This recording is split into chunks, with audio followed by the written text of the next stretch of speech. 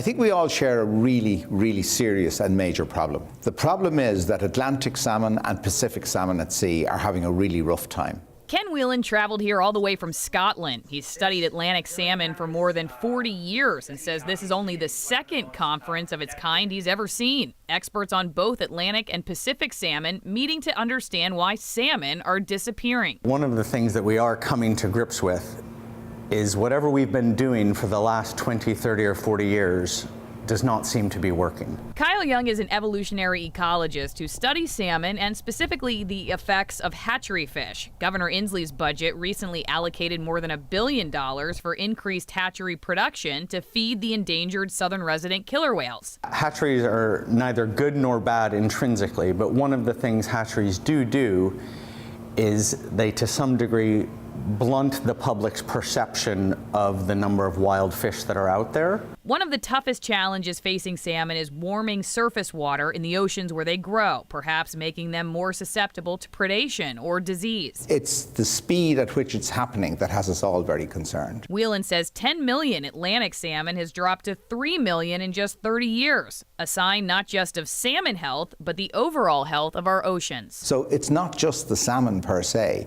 they are actually the aquatic canary. They're telling us well in advance what is changing in our environment. In Seattle, I'm Allison Morrow, King 5 News.